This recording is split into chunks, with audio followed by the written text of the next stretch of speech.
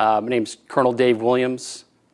I work with the Military Advisory Group here in Erbil, and I hope everybody had a happy Nowruz holidays, and thank you for having me on air tonight with Kurd 24. I appreciate it. That's a great question. First of all, I just wonder why these outlaw militia groups are firing rockets into downtown Erbil, into the Erbil International Airport, and at Peshmerga forces. I just don't understand why they are attacking them and us. It's just, they're acting like ISIS in some ways, these outlaw militia groups. And there's some reporting that there is, some connective tissue there between these outlaw militia groups and ISIS. So yes, we'll work with our Iraqi security force partners and our Kurdish security forces partners to deal with these outlaw militia groups and prevent them from attacking the Kurdistan community. Right. Again, we got to work with our Iraqi security force partners and Kurdish security partners to address these issues with the outlaw militia groups attacking.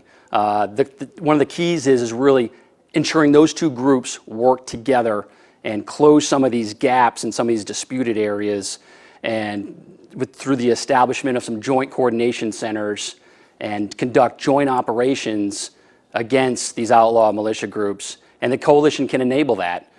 We can provide intelligence support. We can provide strike aircraft. We can provide logistic support, operational advising.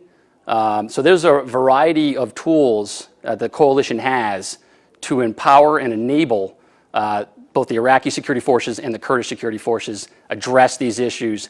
And it's not only a threat to the coalition, as I said earlier, it's a threat to the entire Kurdistan community up here, with them launching rockets downtown Erbil, into the international airport behind me here, and into Peshmerga positions. Why don't they use their rockets and attack ISIS instead of attacking Peshmerga?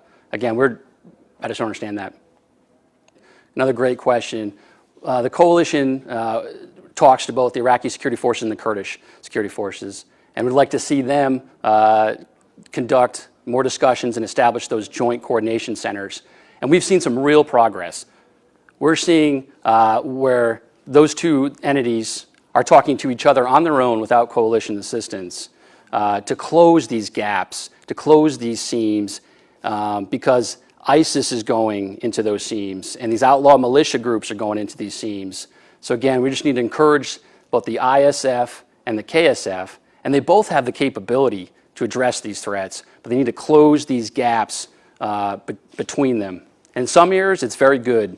The Kurdish security forces and the Iraqi security forces are side by side. There's no seam. But in other areas, there's large distances in between.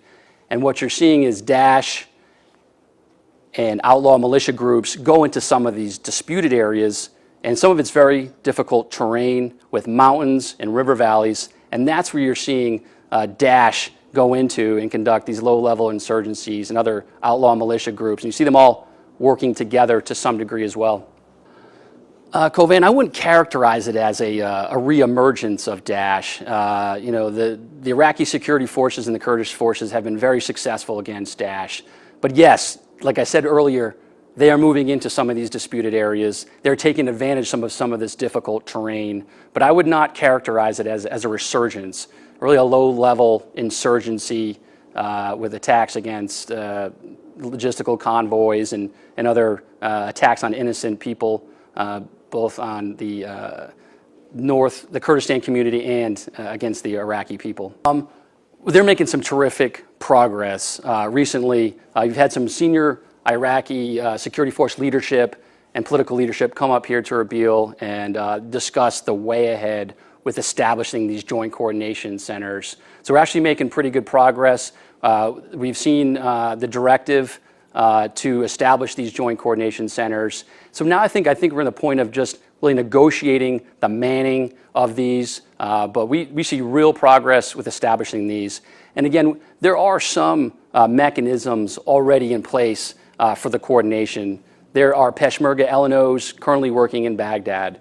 You have a joint coordination center up here in Erbil that has many Iraqi security forces working side by side with Peshmerga officers and soldiers. So the model of how to do it already exists, but just establishing those for them across the Kurdish coordination line from Diyala all the way to Nineveh is the way ahead. And things looking very promising to establish these. No, it's a real honor and a pleasure for me to work up here with the Peshmerga. So the continued support to the Peshmerga, absolutely.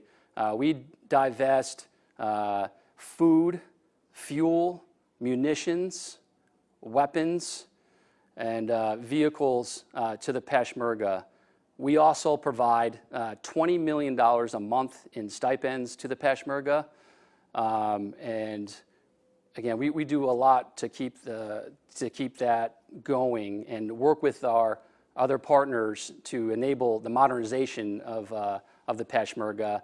But I'll tell you, since 2016, the United States government has provided almost $1 billion to the Peshmerga, mostly in the form of stipends, but again, equipment, vehicles, uniforms, weapons, munitions, food, and fuel.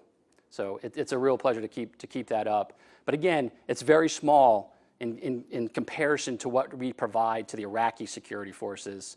The Iraqi security forces are a much larger force, and they get a lot more money and equipment to help them with operations against ISIS. Yes, again, as I stated earlier, we foresee continued divestment of equipment and munitions to the Peshmerga, yes.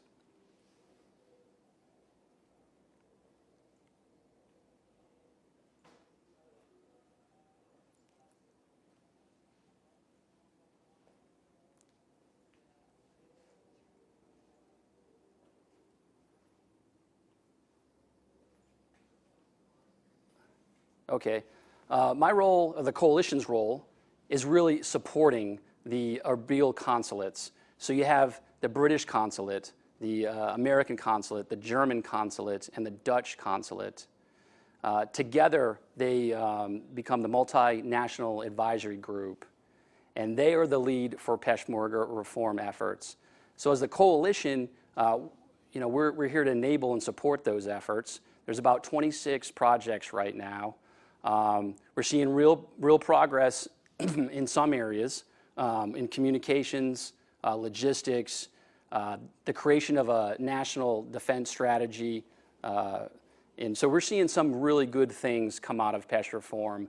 But honestly, there's a long way to go for sure. And a lot of that is very difficult political decisions that need to be made on the structuring of the Kurdish security forces. But all in all, the coalition enables it, but it's really the consulate leads for Peshmerga reform. I appreciate it as well, and it's a real pleasure to be here. And one thing I did want to talk about was the success of recent operations against ISIS. So you recently had Operation Ready Lion. This was a joint operation between the Iraqi security forces and the coalition security forces and the Kurdish security forces against Daesh in the Makmur mountain areas, the Karachok mountains, and just there's a lot less Daesh today on March 30th than there were back in 9 March. So at least 30 Daesh members were killed. Over 100 caves were hit. So there are many more entombed in those caves forever, and there won't be a problem. But again, Daesh is still a problem, but again, the numbers have definitely have gone down. And I just want to highlight the cooperation that took place between the Iraqi security forces and the Kurdish security forces with this recent successful operation.